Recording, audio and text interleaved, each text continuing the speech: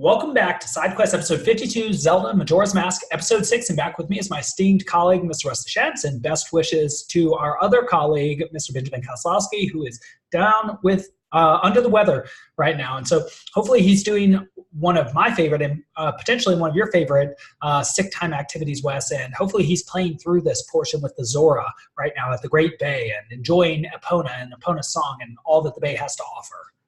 And welcome. Yeah, it's a good place for a little R&R, the Great Bay. You're there with the soothing sound of the waves, the birds, the seagulls crying above, maybe a little bit of fish snack or something tasty to eat. I don't know. But I hope he's recovering so that he can join us for next time at least. I really do, because as we know, it is impolite to speak behind someone's back, and intellectually it is impolite to take a position against the position of a fellow thinker when they are not present to defend their position. But there were a couple of things I wanted to bring up today. About the developmental level of this game and how it becomes more complex as we go, just as we talked about with Final Fantasy VII, sort of mirroring how a human becomes more complex as they bootstrap themselves up in a Piagetian sense. Jean Piaget, as we grow up, we get more and more complex. And something interesting about that too is it's just some of the things that one has failed to do at this point, and we ran into this in Final Fantasy a couple times, especially me, because I was just trying to go linearly straight through it rather than in sort of a spiral way, picking up things as I went and going back. But at this point in the game, in the Great Bay, if you do not have 3 to 4 bottles, which I of course do not, only having 2, you have to sort of go back in the game and get more bottles, which is not an easy task itself. Like, the easiest way to get another bottle is to go back in time, defeat Goat again, not that easy, though I've done it twice now, win the Goron race again, which is also not easy for me. It's harder than a Chocobo race, I would say, from Final Fantasy VII, then get the bottle, then proceed back to the Pirate's Cove in order to get to the temple, which will inevitably be even more difficult than the temples that we've seen before. So I definitely wanted to mention that, and I suppose I should ask first whether you picked up on that, and then I want to touch on the theme of death and development and growing up as well, which I think we run into quite starkly here again in the Great Bay. Oh, definitely, yeah. Well, I mean, the bottles have a long and storied history with Zelda games, going back at least as far as Link to the Past on the Super Nintendo. I remember getting bottles in that game pretty distinctly, and they're a critical item, right? Because they're sort of the item of items. You can hold anything with a bottle. Well, you can hold a lot of different kinds of things and use them for all sorts of things. We talked last time a little bit about how, like, the most powerful healing potion in the game is actually this magical milk that you get from the bar, the milk bar in town, the Chateau Romani, and it maxes out your magic, and it doesn't go down, right? It just keeps it at the max level, so you can just continually use magic if you feel the need. But I mean, you can obviously hold other things too, other healing potions, fairies that pop out automatically when you die, which is a good strategy, just in case. But also, in this part of the game, like you mentioned, you need them for the progression of the story itself. You have to get a certain number of the missing eggs, the Zora eggs, and bring them back to the mad scientist type guy with his tank of water. But yeah, I think it certainly makes it easier if you have more bottles, but I think it is still doable. It involves more backtracking. You pick up an egg or two, run them back to his tank, drop them off, run back to get the other ones, take them back, drop them off. So it just sort of simplifies things if you can carry more at one time. I think the first bottle you get is with the Deku chapter where you rescue the hag, right? She gives you a bottle to get some potion to her, or her sister rather. I can't remember now where the second bottle is. I assume it's somewhere in Clocktown or in the Goron area. But then the third one, I think is the gold dust, right? When you win the race.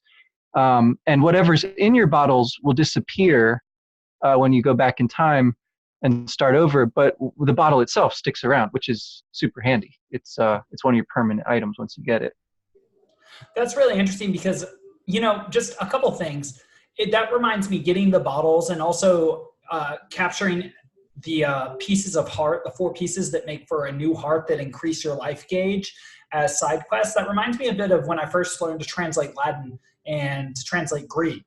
And at first, it's very difficult to translate just whole sentences because there's so much you have to keep in your mind. The new vocabulary, the fact that the language is an inflected language rather than a linear language, and English word order matters far less in Latin, almost not at all. Technically not at all, though often a word order is observed just like in German. The word order does matter more in German. But it would be so hard to keep the conjugations and the declensions in my head from the nouns and the adjectives and the conjugations for the verbs that I could only go very slowly. And there would be so much backtracking to my Wheelocks or to my far Homeric grammar book. And so it's interesting because I'm seeing that here too. It's almost as if the less you embrace the game, the less you indulge the game, the fewer side quests you do, the more necessary backtracking you have to do. And the slower that you can progress because you haven't made that initial investment. And that ultimately, even though you're slower at first when you make that initial investment, getting those bottles, doing those side quests, learning your vocabulary and your declensions and your conjugations in Latin enables you to move faster and faster. It's almost like this principle that my principal at my school says, which is go slow to go fast. And something I've noticed not only in my character, but also in my gameplay, which is the manifestation of my character, is that I always try and rush. I always try and rush through, and it always costs me, which reminds me of another expression from a baseball coach I had, which is always be fast, but never in a hurry. And I would argue that being in a hurry is a definite psychological state that makes you make mistakes, which I think everybody who has ever existed empirically understands, especially if they've ever had to button up a shirt or tie a tie. Yeah, so I think that, again, and I really want to focus on development as we continue to develop into this game and see just how much deeper and richer it is than our initial, or especially my initial estimation of it, especially as a Nintendo kids game, is that even indulging in these side quests, which seem like side quests, like, the difficulty of getting new heart pieces, the difficulty of getting new bottles, are themselves analogs for acquiring new, more substantial skills that take time to develop when you're young, but will pay major dividends when you're older. I think I'm starting to see that in this game. Yeah, I think, well, it does sort of indicate that as well with the songs that you learn. Right. Those are another kind of variation on the theme, which is what you're saying about memorizing paradigms and sort of forms. It's that strikes me as being similar to learning a part of a song or an entire song, right?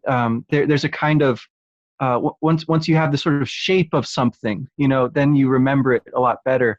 Music is a great way to do that, or poetry, of course. A lot of teachers like to teach languages through songs, or at least partly, like incorporate music and maybe even rhythm and movement in their lessons, because it just sort of sticks better for kids. And I think I really do think that it's sort of a hyped thing these days, is like gamification of learning, right? And it's not always that successful, but I think that there is a sort of inherent learning that happens in games, right? You don't have to gamify your learning. You just have to sort of play the game, and you will learn. And hopefully you'll learn things that are worth learning, in addition to sort of the concrete skills that help you with just doing the game better, which are, fun in themselves and give a sort of pleasure. But, there's definitely certain themes and like you make those analogies between things in the game. There's certain habits, perhaps character development for the person playing that take place, or at least, like you say, you notice something about the way that you interact in the world, right? You learn something about yourself, that you can realize that you still hurry through things even though you ought not to. Maybe that's beneficial, like to know that about yourself. That's a piece of self-knowledge that's worth having. It's certainly something that everybody can probably relate to. Yeah, I think every language has got their version of that feste not lente, right, in Latin, right? Hurry slowly. We certainly can recognize that. Well, and it's interesting too, just because I'm under a month from going back to our alma mater, St. John's, for a week-long Aristotle conference, which will be wonderful, though in Santa Fe now rather than Annapolis. And one of my least favorite teachers was the one that gave me one of the most scathing reviews during one of our Don Rags. And all the other teachers and professors had said, very nice, kind things, somewhat easy things to say to a student, good thinking, notice when he's gone, things like that. But then this one said that I sometimes came out with very, she didn't say superficial ideas. She said something can't account to simplistic. Like I would try for simplistic overgeneralizations. I would attempt to get at the essence of a text very early on and then make an argument for that.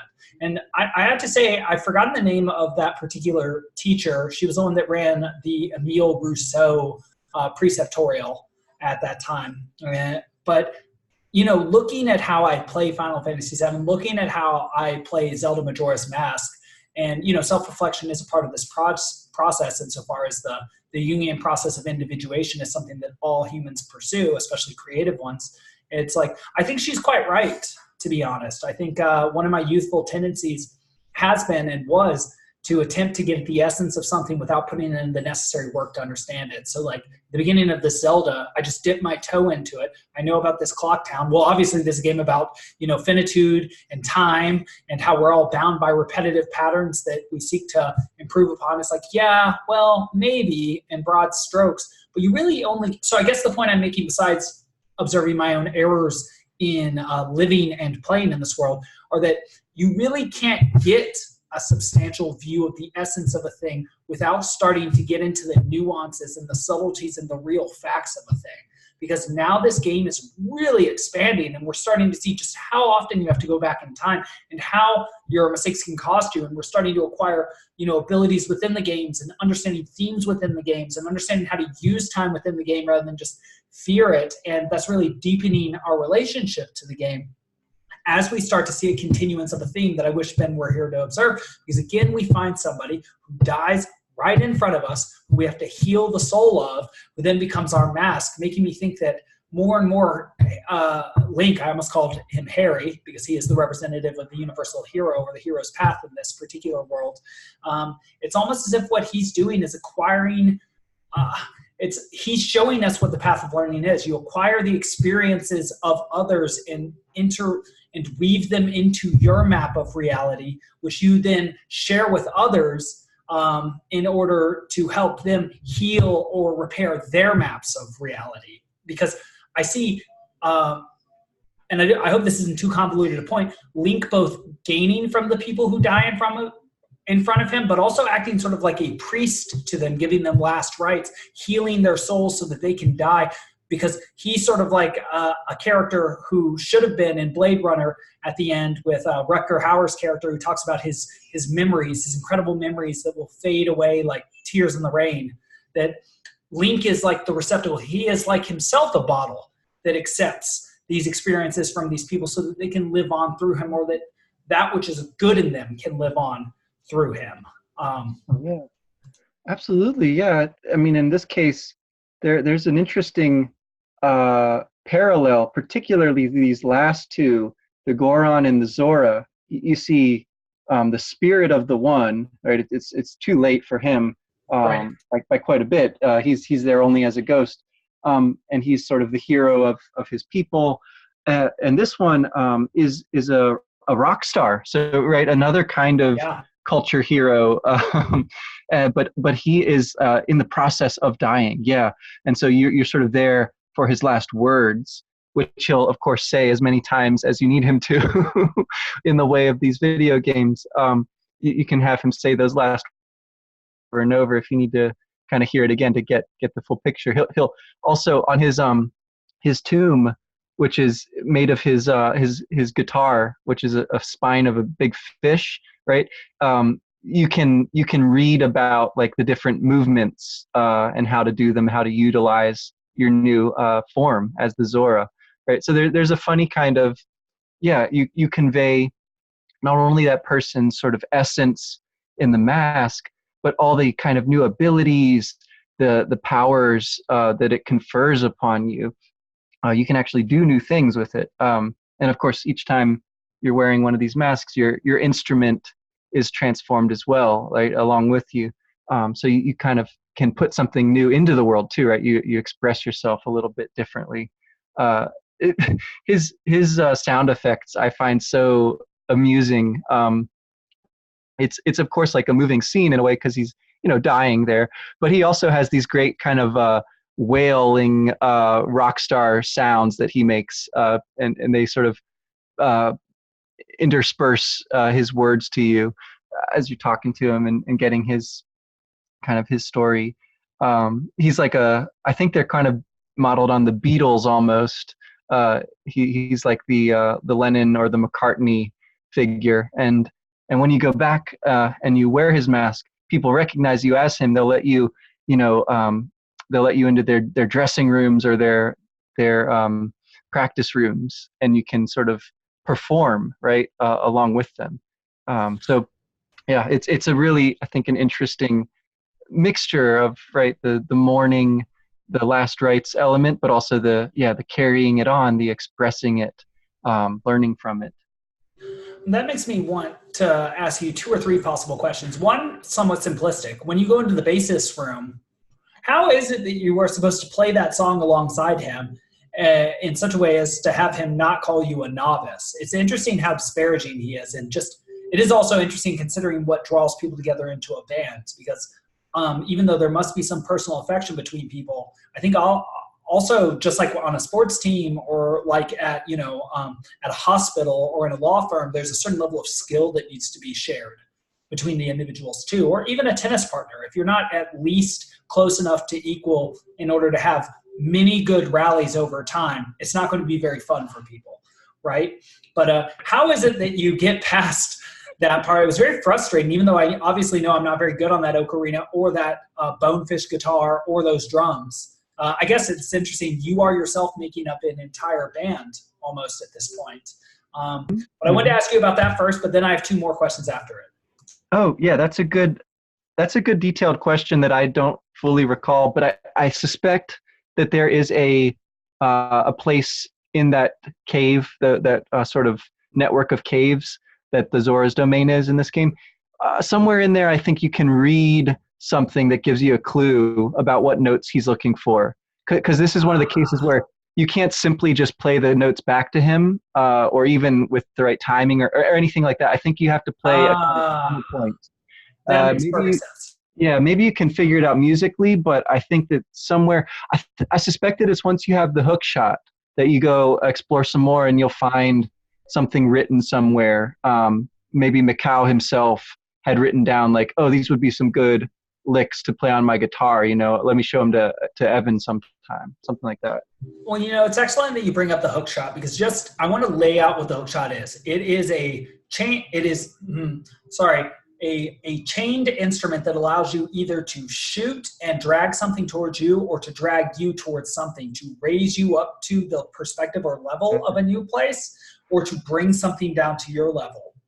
And I want to connect that to the idea that over time, so Ben talked about the racism of characters within this game, the overt racism, as in some characters will treat you differently depending on what your race is. And I think that's fair if we're going to go with sort of the soft definition of racism, rather than doing harm to somebody because they're a different race, offering privileges. That's fine. I don't really have a bone in that. I don't have a dog in that fight. But what's interesting is I'm wondering what the comment is on the process of learning here. The idea that Link is getting the ability to embody as an empty vessel. If we take him as sort of a tabula rasa empty vessel, like a bottle himself that is filling himself with potion ingredients, he now is able to embody 3 different races besides human. And he's sort of a weird human fairy too, because he's a human who people think is a fairy, right? And actually has a fairy like one of those wood spirits. So that's very odd. But now he can change into a Deku, he can change into a Zora, he can change into a Goron, and I imagine at some point he'll be able to, I don't know, are the Gerudo a different race? I want to ask about them separately though, because because I do also want to mention that we do get our first touch of the Gerudo, who are traditionally the race from which the antagonist comes from, and they are portrayed in a very negative light. They are pirates. They've stolen something. So I want to ask about their introduction, but I also want to ask about what is happening with the fact that Link is acquiring all these masks now and all these tools, and the fact that this hook shot does itself seem to be, at least to me, especially since you get it so late, sort of a metaphor for language or communication, an ability to share and change perspectives. And that I think I would connect that also to the idea of the masks and the abilities and the new conversations that Link has with these people in differing villages because of the masks he can put on. I would not see the mask as like a falsity or as a lie, but rather something that is an expansion of him and his character. It reminds me a lot of Samurai Jack, and there was a specific episode where he learned the martial arts of many different peoples in order to fight against Aku. And I'm just wondering if something like that is happening here. Again, touching on education. Yeah, I don't know that particular Samurai Jack, but I love that show. That was a great show. It makes me think a little bit of Kung Fu Panda, to throw another one at you. Right. Right. You have the different sort of techniques used by the different animals, and each is like sort of distinctive and special. Yeah, there's a lot of great, I think, riffs on that sort of idea.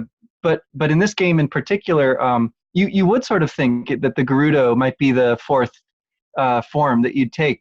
I think that's kind of an interesting red herring, actually, because yeah, they are presented as a kind of enemy, right? Or traditionally, at least.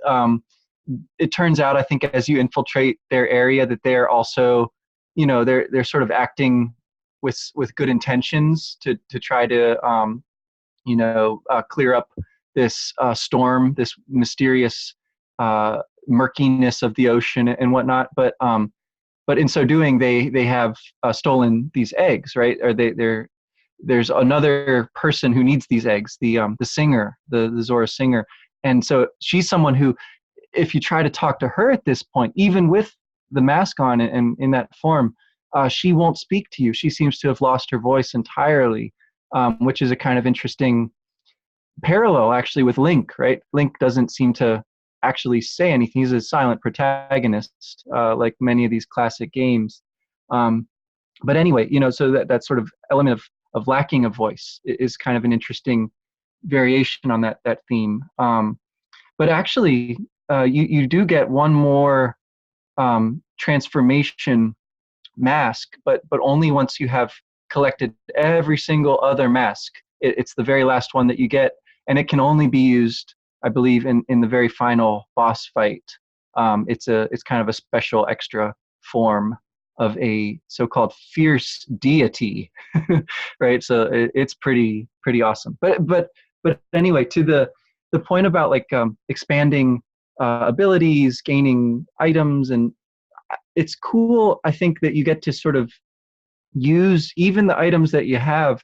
You sort of have to learn to use them in new ways as well as you go through the game. I would definitely agree that the game gets harder as it goes along, gets more sophisticated, and sort of challenges that it throws at you.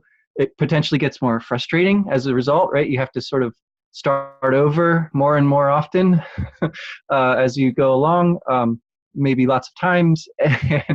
And even if you complete certain portions of it, you might still get stuck at something else that you'll have to go back and do the part you're even quite good at, right? You just get better and better at doing that quickly, so you can get on to the thing you're maybe not so good at. But anyway, with the hookshot in particular, it's cool. Like you say, it does seem to represent something like bringing people across a gap or something like that, right? Whether that gap is a semantic one where we're sort of using the same word in different ways, and so we don't understand one another, which I think happens pretty frequently. Or maybe it's a literal gap of you got to actually move right to that person's perspective to see things the way they're seeing them, right? It's a cool item. It's definitely one that people are big fans of because it certainly opens up in a really dramatic way new areas that you can get to. It's just really fun to use, right? It's got this kind of cool sound effect that goes with it that's very, very iconic. It's like, yeah, a grappling hook plus a projectile weapon, plus it just it's got all kinds of fun associations with it, right? Like I think of being, Batman essentially, and like leaping from rooftop to rooftop. It's that kind of thing.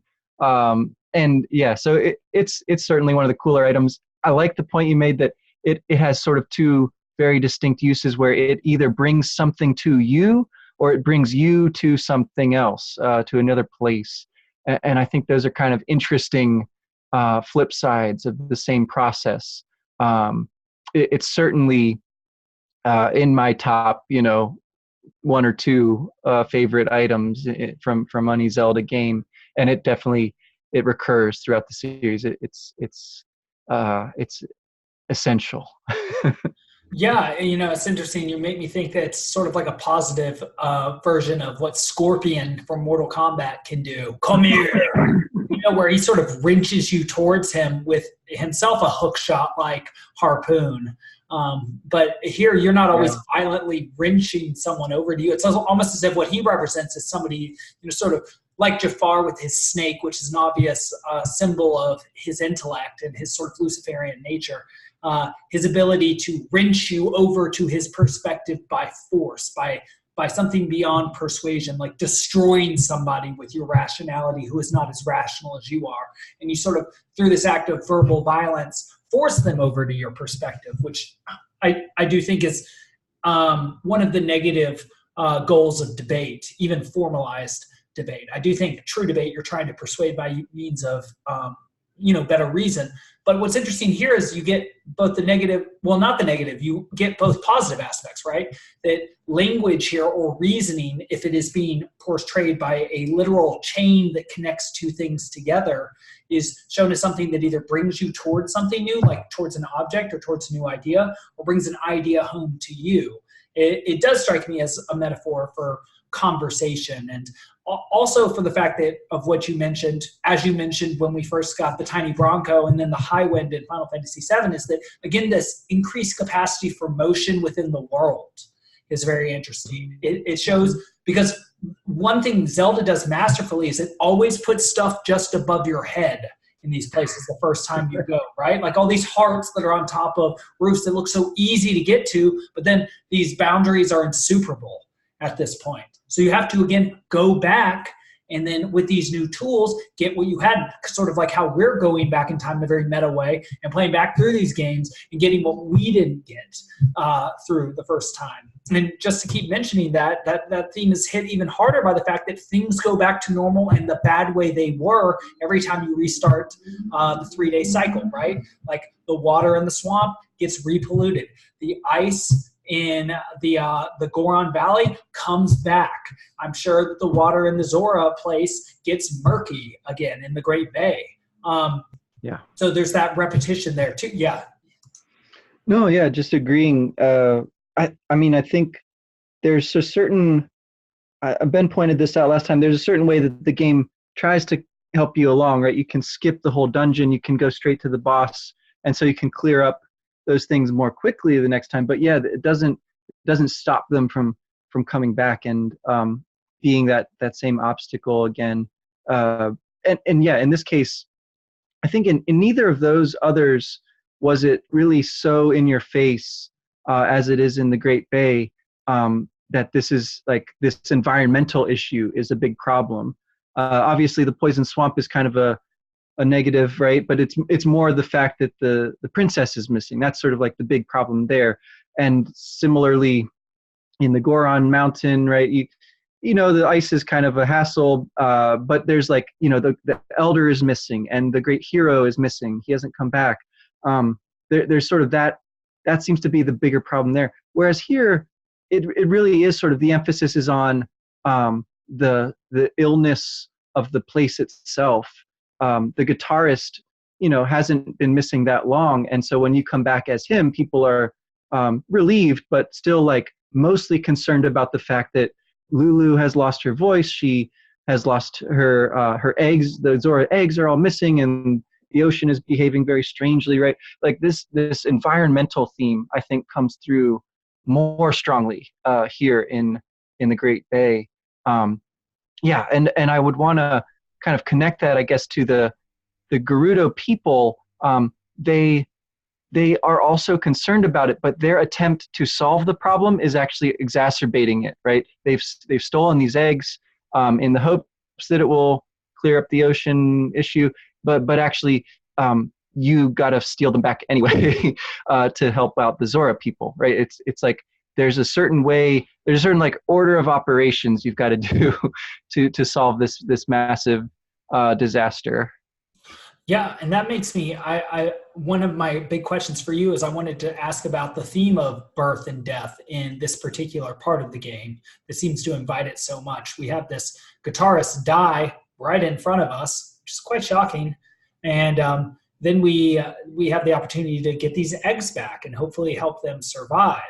Not to mention the fact that this, this great lead singer finds herself stricken voiceless with her eggs gone. I wonder what sort of comment is being made there. But the second thing I just sort of wanted to mention is a claim made about Macbeth by Shakespeare is that nature itself is affected by the actions of man, that there's some sort of unus mundus, as the Jungians would say, that there is some parity between the phenomena of nature, like the storm in King Lear, or the horses of the king eating each other, like the mares of Diomedes from classical mythology and Macbeth, that nature itself, as humans are part of nature, can be affected in a negative or ill way by the evil actions of man. So Macbeth had obviously killed the king and done something deeply unnatural.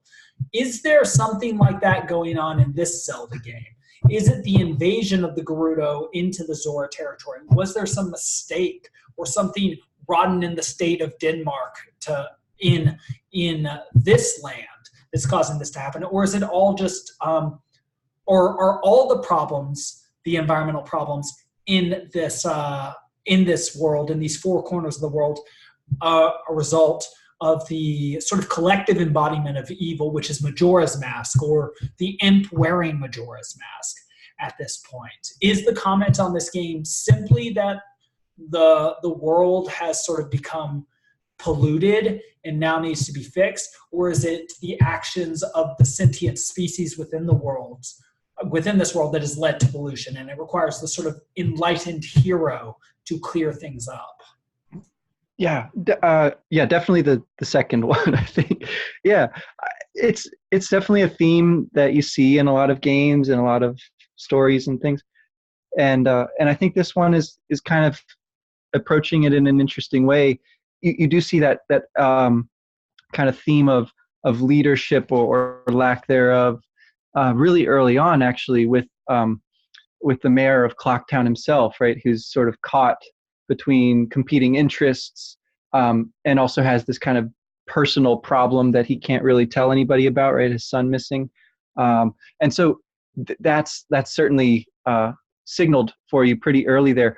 As much as you're chasing the Skull Kid with Majora's Mask, you're also busily solving these kind of local problems everywhere you go. You deal with the Deku princess, you deal with the elder frozen in ice up on the mountain, and here, yeah, you've got to deal with this particularly complex situation with the singer and the eggs and the pirates, right? There doesn't seem to be a single ruler in Zora's domain this time around. In an Ocarina of Time, of course, he's sitting there on his throne, and he sort of like scooches aside so he can get by to go to the Jabu Jabu dungeon, which is really funny. But in this case, that great Zora figure is not immediately apparent anyway. You instead find the singer, who everyone seems to be concerned about, and yeah, I think her lack of fertility, right, is like sort of an image of what's going on with the ocean as a whole. Her sort of inability to speak, right, reflects the the kind of problem that we as like sentient beings, like you say, we're sort of responsible in a way that we ourselves should probably recognize, right? And should do something about. And yeah, I like the Shakespeare reference. I think is an interesting one because, of course, at that time he's writing for a couple of different audiences at the same time, right? He's writing for a popular audience, and he has to kind of keep everyone's engagement in different ways. He does that pretty skillfully, apparently. He's pretty successful in his own day. But he's also writing for an elite audience, right? The rulers, the leaders, the intelligentsia of the time. And so he has to put that in as well, and he has to sort of approach, like in Macbeth's case, right? He's talking about something historical, but he's doing it in a way that's really, really relevant to the current monarch, right? Who's a new ruler and from a different part of the country and has a sort of complex relationship to his new kingdom, right? So like these things I think are always going to kind of emerge in the way that we tell stories. And if it's about, environmental degradation, that's sort of like a tool in the artist's toolkit, maybe a really important one even, to sort of say something about, leadership and moral responsibility and virtue and things like that, which, is at once literally the case that, there is environmental problems. It's also sort of metaphorically the case that our negligence, our ignorance, our carelessness is to blame for that, and that by, trying to solve things purely technocratically, we're not addressing sort of the root causes of the corruption.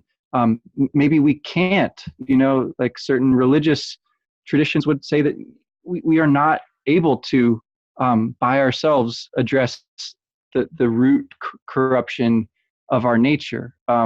That's another possible way to go with it. I guess I kind of doubt that that's the way that this game is pointing us, but I'm not so sure about Shakespeare, to be honest. That's one of the most interesting questions to me, is where he really falls on that kind of human nature question. But yeah. Well, and we'll have plenty of time to discuss that, because just to remind the listeners, Wes Schantz, Sarah Miller, and I are going to, on Sarah's suggestion, get serious about Western history and start going through some Shakespeare together. And I'm also doing a sort of side project where I'm listening and reading to 30 Shakespeare plays in 30 days. I'm going to try and get a podcast on each of those, hopefully with several different people, definitely with Wes at least once, maybe multiple times if he'll agree. We'll see.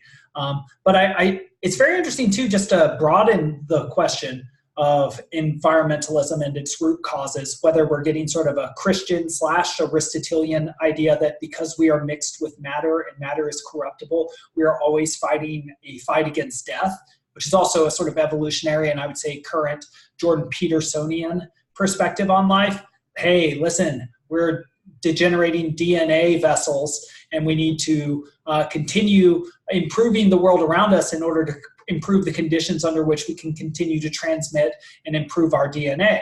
And it's like, well, that's not so bad or weak an argument. That's a very strong argument for being a physical being. And as we know from the second law of thermodynamics, any physical system, the moment that it's set, it starts to degenerate. And we as humans certainly are physical systems, and we do exist within a physical system, which is the world.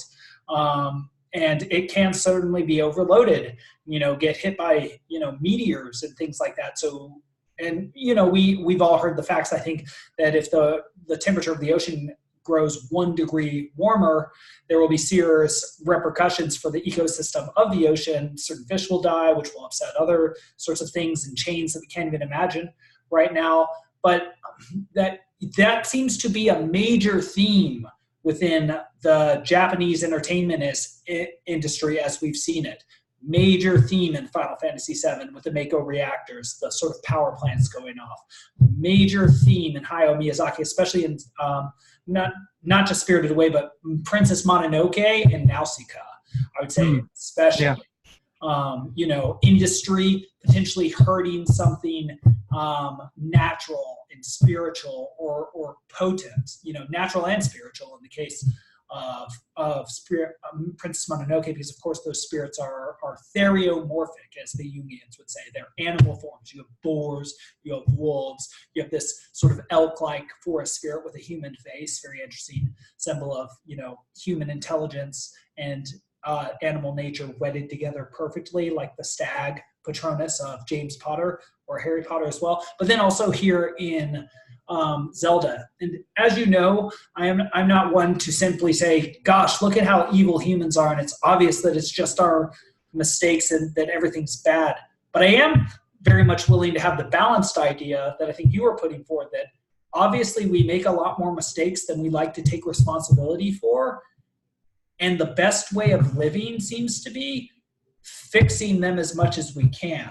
Because I think you almost made the case, and potentially every video game and every problem narrative makes this case, that you don't need to look, you really don't need to look that hard to find things that are the matter. It doesn't matter where you go, you'll find things that are the matter. You'll often be contributing to the problems around you. And if you just recognize that, and I think that's what enlightenment is, right? The looking at the feces of the alchemist, look at your own dark side and the bad things you do that do not accord with your idea of yourself, and then inform your idea of yourself, and then clean that up, and you will have started cleaning up the world around you. Which is a very interesting idea, just to connect to the fact that now that I understand that idea and do believe that idea, it's funny to see myself playing a video game, which I had these meta thoughts. I'm like, now that I understand the purpose of this video game and what it's trying to convey, shouldn't I be out there doing something? But maybe that's what this is too. Yeah, I mean, I think you are, as an educator, I think you're probably, making an impact on people that's worthwhile. I certainly, if I had an actual hook shot, I would totally go and use it on things. But there's the hook shot of language too, after all. And also, like at this point in the game, in the Ocarina of Time, you literally fight Link's dark side, right? You have the Dark Link battle, which is really fun and frustrating and interesting. And that's kind of a motif throughout the series as well. I think that he's one of the final bosses, maybe in one of the original, like the second Zelda game or something like that, is Dark Link, right? And you see that in lots of ways. In some sense, Final Fantasy VII or different Final Fantasy games, you see it. But in this game, maybe the Skull Kid is sort of your dark shadow, figure for Link. He is kind of from the same place, but has gone on a really different trajectory from Link's heroic one. And his story is kind of worth thinking about, and the game seems to indicate as much. It sort of forces us to think about him a bit. And I think, the Gerudo are a weird example too, right? Ganon, traditionally is of that tribe. He is, of course, the final boss in most of the Zelda games. Not this one, though. He's kind of conspicuous by his absence here, actually. But the Gerudo, make their appearance as pirates on the sea rather than thieves of the desert. So there's a kind of interesting inversion there. And again, they're attempting to solve a problem which they recognize, but they've gone about it in a real underhanded kind of way, a really negative way. So I think they're an interesting sort of reflection on that same problem of like, we know there is an issue here. It's bigger than anything that we've encountered before, and so we're kind of doing our best to try to solve it. But in so doing, we're actually, it turns out, maybe not solving it, right? And so in that situation, it does seem like part of their evil might be the fact that they've got this awesome hookshot weapon that they have put in a treasure chest and left in a closet somewhere, right? Like they're not using it. They have the tool, and they sort of hoard it, dragon like, and it's up to you to come in and properly use the tool and properly unite the lost things that are necessary here. That's so fascinating, because that is literally what you spend the entire game doing, right? You gather the tools that are present in the places where the people have problems, but you somehow are the one, because you're looking for them, because you're looking for a solution, because you're willing to look to the source of the problem. You find these tools wherever it is that you go that enable you to solve the problems of these people. And I totally agree that Link's shadow self is the imp in this case, because he also wears a mask. He also has a fairy. He, as Cain to your Abel, has dark fairy, because he has gone down the dark path. And you will yourself get a deity mask, you said, to fight against him in the end. So it's like a sort of Jesus versus Lucifer sort of motif. And you literally, and he, whereas you go around trying to unpollute and improve the world, he tries to bring the moon down on the world, just like Sephiroth tries to bring a meteor down against you. And, you both have obnoxiously long swords, symbols for your intellects, and it's curved. But I want to ask another big question, just because I read The Merchant of Venice yesterday for the first time, and I loved it.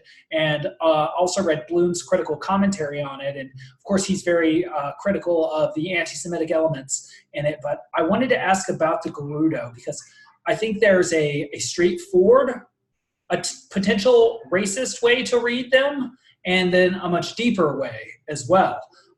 And so I want to be careful about how I ask this question, but I think it's potentially an important question, which is this. What do you think the connection between the portrayal of the Gerudo is and the fact that they are antagonists? They are obviously Middle Eastern, desert-dwelling people who are good with horses and arrows. So they're potentially anti-Semitic, either in an anti-sort of Arab way or an anti-literally Semitic Jewish way, though they do appear to be more Arab-like. I wonder what that means for the Japanese/Zelda perception of these people, whether you think that's a problem within this game, because we have talked about potential racist elements in it, though potentially there's also always going to be an element of racism in a simplifying process, which transliterates reality into a simplified form for a young mind. I wonder whether you think that's problematic or just necessary. But the second thing is, since you mentioned that they are not literally desert dwellers in this case, they are pirates, is there more connection to the fact that they're antagonistic because they lack a homeland? Because they are themselves wanderers? Is there some element of, unethicality or messing up the ecosystem of the places that they come into because they don't know how to acclimate to them, literally? It doesn't seem as if they try and join with the Zoras here, but rather they attempt to find a solution to the problem that puts them at odds with the Zora. And so I want to be as respectful about that question as possible, but also highlight it. Yeah, no, I think that's a fair question, right? It's certainly like a real timely one when you see like the kind of immigration debates that are happening in Europe and the United States these days. I think it's a natural sort of read that's possible here. I think that there's something to the sort of representation of the other, right, of different sort of races and things in video games that sort of simplifies them and uses them as a kind of shorthand, right, for otherness or for a certain kind of diversity in the game. It, of course, is not like a critical representation of reality or something like that, but it is suitable for like maybe exposing the player to something different and interesting, and maybe just like giving them the seed of an idea about reality, which is worth pursuing. I think that it's good to have, different races in games. I wouldn't say that that's like inherently racist or something to like represent another sort of skin tone or body form or something like that. It just seems like an element of diversity that adds to the realism of the game in a way that there should be different sorts of people living in different parts of the world or something like that, right? Different cultures, different approaches. And so the Gerudo are an interesting one. If you sort of want to map them onto a real world analog, then yeah, something Middle Eastern does seem to be the one.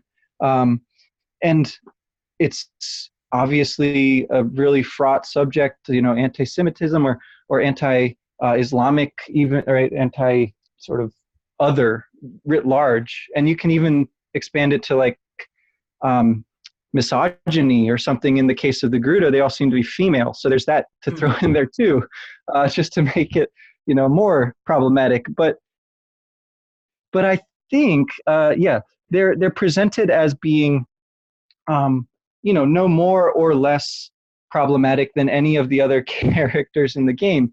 Maybe on the face of it, they're a little more nefarious because they are called pirates and whatnot, but they do, like the pirates in Wind Waker, they turn out to be sort of have kind of a heart of gold sort of thing going on, and that's a well-worn trope, and so I think should be respected. But anyway, as far as like the specifics of their racial makeup and so forth, I take it to be an attempt at sort of exoticism, right? Showing you something that's in a way recognizable, but in a way stylized.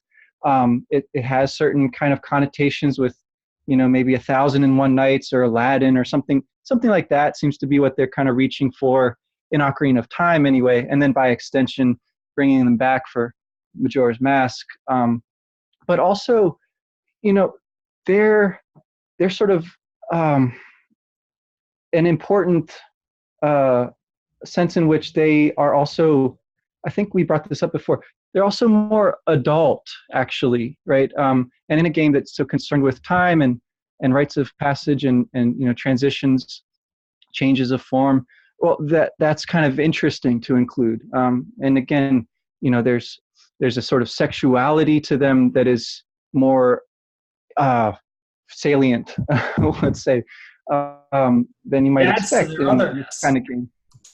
Yeah, exactly. And well, again, that's certainly adds to the interest of the game. And it is maybe pretty problematic, actually, but that's something that is in the real world too, and you got to kind of address at some point. There's one last thing I wanted to say.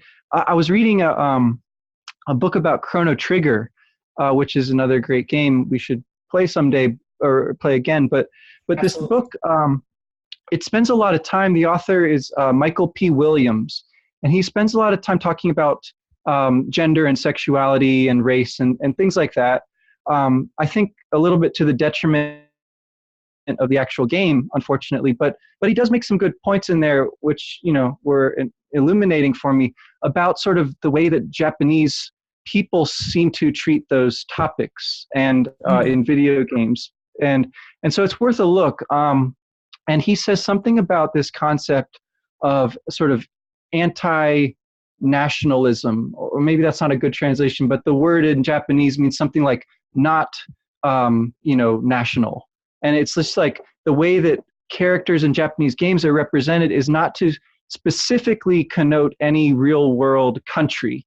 So even in Chrono Trigger, his examples, right? Like the characters all seem to have sort of European looking, skin tones, or even like they don't look like they're from any particular place. They're just sort of like generically, medieval or prehistoric or whatever. They certainly don't look, typically Japanese or something like that. And that's kind of, I guess, the case in Zelda too. You have different looking people, but they don't look like they're from any particular place, really. So I just wanted to kind of throw that out as something I was thinking about as that's deeply fascinating. And I think we're also digging at the root of the question of how differing peoples see differing peoples. Like, how do the Japanese people perceive other people? Mm-hmm. And because, something that we have to admit if we're truly multicultural and if we're actually open-minded is there is a difference between peoples and nations. And there obviously are, not just in terms of, the differing races that exist, but also the differing languages, the differing language groups, the different regions, the differing, games and sports that exist. We don't want to deny all this. I just learned about something called Gaelic soccer yesterday, which seemed very interesting. Apparently the Irish and as well as the Scottish have some, some games I've never even heard of. And, if I just assume that I already know about them and they're the exact same as I am, that's going to deprive the world of richness. Why would I travel at all? Why would I learn anything new? In fact, it seems sort of like a sort of tyrannical or totalitarian itness, that everything is the same, like that suburban hellscape in A Wrinkle in Time. But I like what you mentioned about the different races making the game more interesting, because I think we need to put this to rest. World of Warcraft, Star Wars, The Hobbit, and The Lord of the Rings, Harry Potter. What is a common feature of all of those that everybody finds fascinating? Elder Scrolls 3, Morrowind, World of Warcraft. They all have differing races. They all have differing peoples with different characteristics that people love learning the nuances to and seeing the conflicts between. StarCraft, too. We, as people, love encountering new, different people, especially if you consider us as information gathering creatures that have a mind, which is our evolutionary adaptation of the world. What is it that you find when you meet someone who's different from you? You find a treasure trove, right? Or Jordan Peterson and the Unions would say you actually find the dragon and the treasure trove, which I think is an important thing to recognize, that you find potentially a threat, literally in terms of new germs, but also in terms of new ideas and ways of doing things, but also potentially a treasure for you, because if you can appropriately integrate the new information and, adapt to the germs that somebody has just brought from a new place, that expands you, that expands your life, that expands your territory. I mean, you, perhaps our listeners do not know, are a pretty heavy traveler. You've seen a lot of places, and it's like, why is it that you go to these places and recommend that people go? Why is it that you read so many books as well? Are you yourself attempting to be a traveler to bring something back? And I guess my second question here too is I guess I was just agreeing with you there, but my second question is, what do you think the connection between perceived antagonism and nomadism is within fantasy literature and games? Because we see this not only in the Gerudo, but also in the Egyptians as well, in your favorite book series, the His Dark Materials series. Oh, yeah, I forgot about that element. Yeah, the nomadic sort of people versus the settled people. I mean, that's obviously something that anthropologists have gone to town with in their read of Cain and Abel, even, right? Like that sort of like represents the conflict between those two groups or something. Yeah, and the Egyptians are obviously way cool. Everyone should read The Golden Compass, aka Northern Lights. Yeah, and I think what I would say is that they are not the focus of the book, right? That conflict is not like the most important thing about that story, any less or more than this is the most important thing about this story. But it is there, and it adds texture to the game and or the story or whatever. And it does seem to be a kind of fundamental tension within people to like want to, on the one hand, travel and learn new things, on the other hand, to want to settle and establish, right, permanent things or semi-permanent things, right? And I think that that's a really important dynamic, right, to be able to have some give and take between those two elements to kind of ground that tension or utilize it in some way that's productive.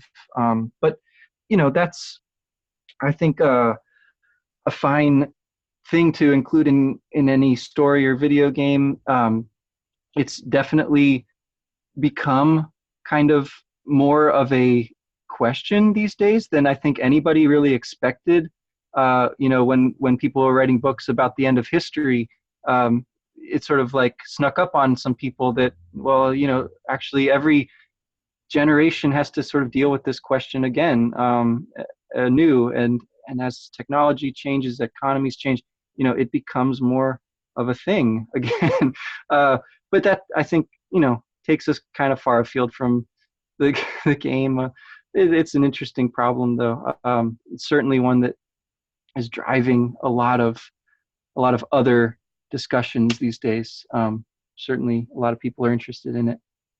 Well, I think the best way to make things which are defined as other or perceived as other, not other, is to integrate them and to learn about them, not to deny that they exist as other. I think that's sort of like equivalent to the Freudian idea of repression. And that, you try and stuff something into a box, which by the principles of displacement, is too big for a box. What's going to happen? It's going to bust out. And that's just not going to be a very helpful category. Other, if we just define things as not other, rather than truly learning about them. Instead of pretending to be urbane, and I suppose I'm making a comment on our contemporary generation, but, we are the living. And instead of denying real differences, I think actually investigating differences would be a more scientific way, or a more empirical way, or a more genuine, honest, and helpful way of going about our business. Definitely. Yeah. I mean, that it's just like, it's interesting to me that people are, I think, naturally inclined to want to learn and explore. And yet there's also this thing in us that is naturally inclined to repress that, right? Because, well, it's scary and dangerous and all sorts of things, right? So there's both, right? Everybody is going to have maybe a little more of the one than the other, but everyone's going to feel both, sort of the push and the pull there. And yeah, I agree. Ideally, we sort of do convene and learn from and respect one another. Yeah, obviously that is to be desired and ardently, pursued. But it is complicated, right? I think that's important to recognize as well. It's very tough, given, all sorts of kind of nested sorts of problems that everybody is also dealing with all the time. Well, anyway, yeah, I think we should probably call it for today, and pursue this further once Ben is back, and maybe with some other guests as well as we go along here. Absolutely, to add some further complications yes. to the puzzle. Right. People are very complicated. I think about that now that I'm going through all these Shakespeare plays. That there are always problems that arise just from putting people in new situations, and I do feel like that's part of what his genius is, and why people consider him a seminal poet, the greatest poet, is because he knows how to bring real human character out of situations. He presents situations that are very real, and then presents very real, ingenious solutions to them, and kind of real characters are generated through that. And perhaps that's something that we're doing too, and we strive towards. The more real the situation, the more we'll be able to manifest our character in the world. The more we try and address real problems, the more we'll shape ourselves into something, worth being, hopefully Shakespearean. I'm always speaking in iambic pentameter, by the way. Yeah. yeah. I'm always throwing out some blank verse, usually 11 lines at a time.